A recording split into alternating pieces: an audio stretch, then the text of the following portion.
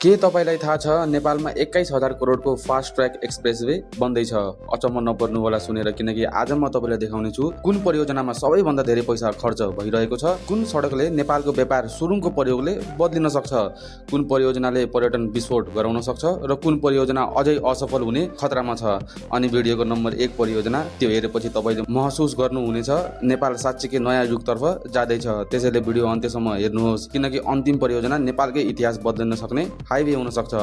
Let's start the video, guys. Welcome to top 5 expensive highways in Nepal. Please subscribe and support our channel. Number 5 मा रहेको छ नागढुङ्गा सिस्नेखोला सुरुङ मार्ग। काठमाडौँ प्रवेश गर्ने सबैभन्दा पीडादायी क्षेत्र मध्ये एक हो नागढुङ्गा। वर्षौंदेखि ट्राफिक जाम, धुलो, ढिलो यात्रा र दुर्घटनाका कारण यो क्षेत्र चर्चामा रहँदै आएको छ। यही समस्याको समाधानका लागि नेपालले पहिलो पटक आधुनिक सडक सुरुङ निर्माण गरिरहेको छ, नागढुङ्गा सिस्नेखोला टनेल रोड। यो परियोजना जापान सरकार र JICA को सहयोगमा निर्माण भइरहेको छ। यसको कुल सुरुङ लम्बाइ लगभग 2.68 किलोमिटर रहेको छ। यसमा एउटा मुख्य सुरुङ र एउटा आपतकालीन सुरुङ समावेश गरिएको छ। परियोजनाको अनुमानित लागत लगभग 22 अर्ब रुपैयाँ पुगेको छ। आधुनिक CCTV, fire safety system, ventilation, jet फेन्स, इमर्जेन्सी एक्जिट लगायतका अत्याधुनिक प्राविधिक प्रयोग गरिएको छ।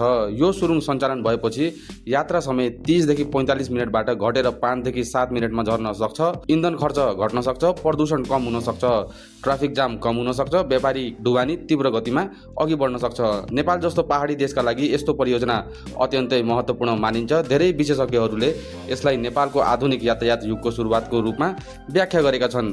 काठमाडौँ प्रवेश गर्न सबैभन्दा खतरनाक ट्राफिक बिन्दु अब नेपालको पहिलो स्मार्ट टनेलमा बदलिन्छ। जापानी प्रविधिमा बनिरहेको यो सुरुङभित्र इमर्जेन्सी स्केप टनल समेत राखिएको छ। पूर्ण सञ्चालनपछि दैनिक हजारौं सवारीको जाम र इन्जिन नोक्सानी ठूलो मात्रामा घट्न सक्छ। तर निर्माणका क्रममा पहिरो, कमजोर चट्टान, कोभिड महामारी, लागत वृद्धि र प्राविधिक चुनौतीहरूले काम प्रभावित पारेको थियो। यद्यपि हाल अधिकांश निर्माण सम्पन्न भइसकेको छ।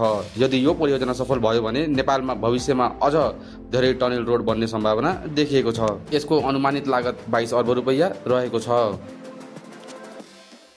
नम्बर 4 मा पर्दछ मध्य पहाडी लोकमार्ग पुष्पलाल राजमार्ग। नेपालका पहाडी जिल्लाहरूलाई जोड्ने विशाल राष्ट्रिय गौरवको आयोजना हो मध्य पहाडी लोकमार्ग। पूर्वको 5 थरदेखि पश्चिमको बैतडीसम्म फैलिएको यो राजमार्गको कुल लम्बाइ लगभग 1879 किलोमिटर रहेको छ। यो परियोजनाले 26 भन्दा बढी जिल्ला जोड्नेछ। लाखौं मानिस प्रत्यक्ष रूपमा यससँग जोडिनेछन्।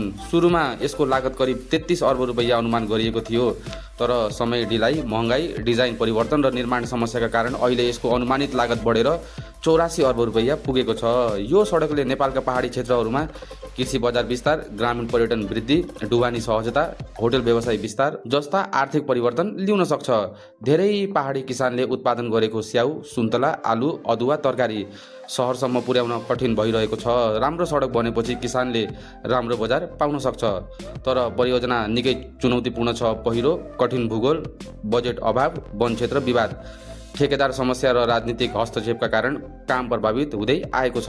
यो सडकलाई धेरैले पहाडको आर्थिक क्रान्ति भनेर बोलाउन थालेका छन्। राजमार्ग पूरा भए हिमाली र पहाडी जिल्लाहरूमा नयाँ बजार, होटल र व्यवसाय विस्फोट रूपमा बढ्न सक्छ। विशेष गरी युवाहरू गाउँमै व्यवसाय सुरु गर्ने सम्भावना बढ्ने विश्लेषण गरिएको छ।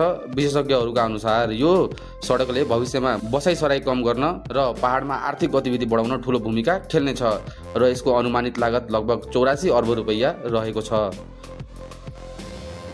नम्बर 3 मा पर्दछ महेन्द्र राजमार्ग अपग्रेड परियोजना।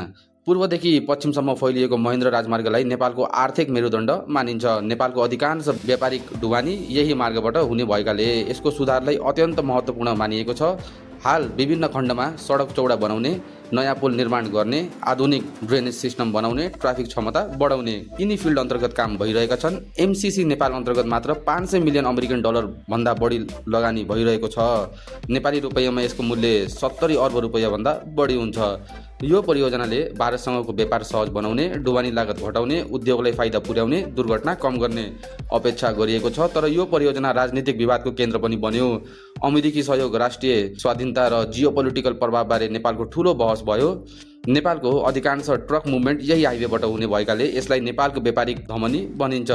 नयाँ अपग्रेडपछि फ्रिट मुभमेन्ट धेरै छिटो हुने अपेक्षा गरिएको छ। विशेषज्ञका अनुसार मोडर्न हाइवे बनेपछि बोर्डर ट्रेड र इन्डस्ट्रियल ग्रोथमा ठूलो परिवर्तन आउन सक्छ। यद्यपि आर्थिक दृष्टिले हेर्दा आधुनिक हाइवे निर्माणले नेपालको लोजिस्टिक सिस्टममा ठूलो परिवर्तन ल्याउन सक्छ। विश्व बैंकका अनुसार कमजोर यातायात पूर्वाधारले नेपालको लोजिस्टिक कोस्ट धेरै बढाएको छ। यसैले राम्रो हाइवे नेपालका लागि अत्यन्तै आवश्यक मानिन्छ र यसको अनुमानित लागत लगभग 70 अर्ब रुपैयाँ रहेको छ। नम्बर 2 मा रहेको छ मुगलिन पोखरा 4 लेन राजमार्ग।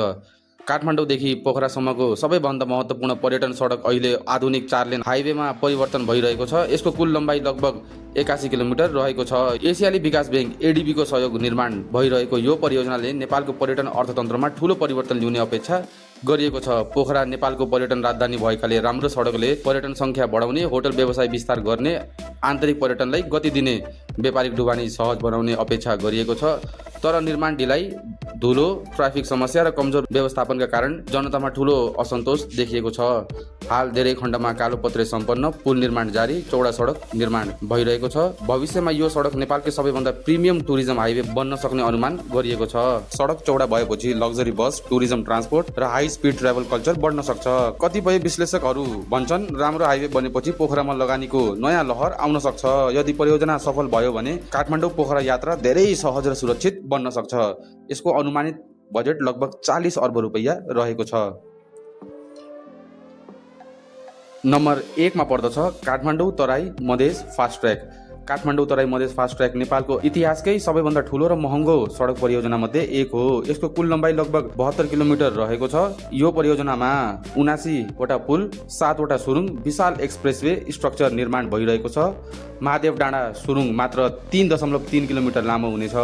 सुरुमा कम लागत अनुमानित गरिएको यो परियोजनाको बजेट अहिले बढेर 2 खर्ब 11 अर्ब रुपैयाँ भन्दा माथि पुगेको छ। यो एक्सप्रेसवे बनेपछि काठमाडौँ तराई यात्रा 8 देखि 10 घण्टा घटेर 2 घण्टा भन्दा कम हुन सक्छ। ढुवानी लागत घट्न सक्छ, उद्योग विस्तार हुन सक्छ, विदेशी लगानी आकर्षित हुन सक्छ, लोजिस्टिक एफिसिएन्सी बढ्न सक्छ। नेपालका अधिकांश इम्पोर्टेड सामान तराई हुँदै काठमाडौँ आउने भएकाले यो परियोजना आर्थिक दृष्टिले महत्त्वपूर्ण रहेको छ। विशेष गरी वीरगञ्ज ड्राइपोर्ट औद्योगिक कोरिडोर भारतसँगको व्यापारलाई यसले ठूलो फाइदा पुर्याउन सक्छ। तर परियोजनामा वन क्षेत्र विवाद, मुआब्जा समस्या, लागत वृद्धि, निर्माण ढिलाइ जस्ता चुनौतीहरू अझै बाँकी छन्। यद्यपि धेरै विशेषज्ञहरू विश्वास गर्छन् कि यदि यो परियोजना सफल भयो भने नेपालको आर्थिक भविष्यमा ऐतिहासिक परिवर्तन आउन सक्छ। यो एक्सप्रेसवेलाई धेरैले नेपालको फ्युचर इकोनोमिक कोरिडोर भनेर वर्णन गरेका छन्। विशाल पुल र सुरुङका कारण यसलाई साउथ एसियाकै च्यालेन्जिङ हाइवे इन्जिनियरिङ मध्ये एक मानिन्छ। पुरा भयो भने नेपालमा लोजिस्टिक इन्भेस्टमेन्ट र मेगा अर्बन ग्रोथ तीव्र रूपमा बढ्न सक्छ र यसको अनुमानित लागत 21,100 करोड रुपैयाँ रहेको छ। अब तपाईँ बताउनुहोस् यी मध्ये कुन परियोजनाले नेपालले सबैभन्दा धेरै बदलिनेछ र कुन परियोजनामा तपाईँलाई सबैभन्दा धेरै आशा छ। कमेन्टमा आफ्नो विचार अवश्य लेख्नुहोला। यदि तपाईँलाई नेपालका mega project, future Nepal, economy, infrastructure development सम्बन्धी यस्ता भिडियो मनपर्छ भने यो भिडियोलाई लाइक गर्नुहोस्, च्यानल सब्सक्राइब गर्नुहोस् र बेल आइकन थिच्न नभुल्नुहोस्, किनकि आगामी भिडियोमा हामी नेपालका अझ खतरनाक महँगा र भविष्य बदलिने मेगा प्रोजेक्टको वास्तविकता देखाउनेछौँ। नेपाल परिवर्तन हुँदैछ र साथीहरू आफ्नो ख्याल राख्नुहोला। हाम्रो भेट फेरि हुनेछ। धन्यवाद।